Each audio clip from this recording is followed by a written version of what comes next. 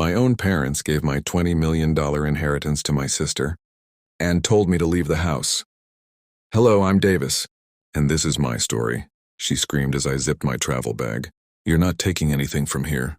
Hand over that bag." I didn't say a word, just looked at her. The woman who once packed my school lunches now stood in the doorway, like a prison guard.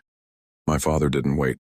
He yanked the bag from my shoulder, pushed me back, and when I resisted, he grabbed my hair and dragged me across the marble floor like I was worthless, and maybe to them I was.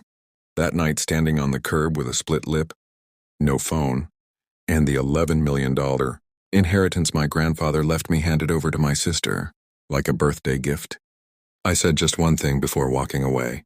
"You'll regret this immensely." I meant every word. They weren't always monsters. Or maybe they were, and I just loved them too much to see it. Growing up, I was the quiet one, the obedient son. I got great grades, earned medals, and had good internships. They praised me when it suited them. But my sister Lauren always got the spotlight. When she crashed my car, they paid for a new one. When she failed her first year of college, they blamed the professors. Still, I believed in loyalty and family. My grandfather did too. He left his entire estate to me because I had worked for it. Because I was the one who stayed up late managing his finances, reading him contracts, and keeping his affairs organized while he was in a hospital bed. A place Lauren never visited. His lawyer read the will and I was the sole recipient. That was on a Tuesday. By Thursday, the will was being challenged. The lawyer was dismissed and a new handwritten document conveniently surfaced, dated the night before his stroke. It left everything to Lauren. I asked my parents if they were behind it. My father just laughed in my face. "You don't deserve it. You'll be fine on your own." And that was it. I was out, without an inheritance and disowned. But they forgot who they raised. I didn't cry or beg. I simply vanished.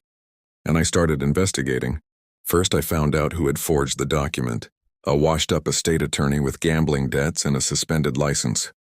I followed the trail silently. Emails, phone logs, CCTV footage from a bar where Lauren had met him 2 weeks prior. I collected everything, all with timestamps, all usable. Then I turned my attention to the money. Before the estate transfer, I had power of attorney, and I remembered the offshore account my grandfather had set up. It was insurance against the family's bad decisions. It was under my name. It was a fraction of the $11 million, but it was enough. I used it wisely. I hired a forensic accountant, a private investigator, a very skilled attorney, and I had patience. It took me 9 months. During that time, Lauren bought an expensive penthouse, 2 luxury cars, and posted every detail of her new wealthy life online. I waited. Then one morning they got the legal papers for fraud, forgery, theft of estate funds, and federal charges. But that was just the beginning. The day of the court hearing, I walked past them in the hallway. Lauren's tan had faded. My mother wouldn't look me in the eye. My father sneered. "You really think a jury's going to believe you?" I leaned in calmly. "They don't have to. The bank statements, the footage, and the signatures do the talking." Their lawyer quit halfway through the week. By Friday, Lauren was in handcuffs with a plea deal pending for at least 2 years. My parents were responsible for paying back the money, were fined, and their bank accounts were frozen. The house, my grandfather's house, was seized. They lost everything, but that wasn't the part that truly broke them. What really broke them was the trust fund. My grandfather's will wasn't the only thing he had left behind. A few months before he died, he wrote a letter.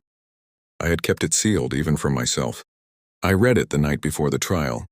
Inside was a code, a key to another account, a hidden $5 million untouched, with instructions.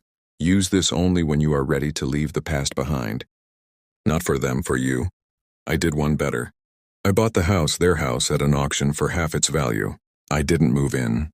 I let it sit empty and cold, just like the way they had left me. Every week my father drove by. I know because I installed cameras. He would stop at the gate, stare for a minute, and drive off as if he couldn't believe it, as if he wanted to knock but didn't know how to. Good. I hope it haunts him. People ask me if I have forgiven them. I haven't.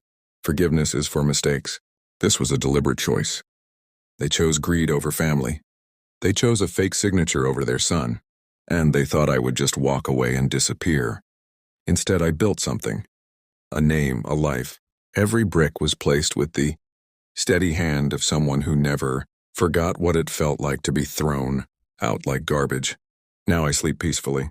And every time I pass a mirror, I don't see the boy who was dragged out by his hair. I see the man who made them regret it greatly. Thank you for watching. Don't forget to like, share, and subscribe to Home Exposed for more amazing stories.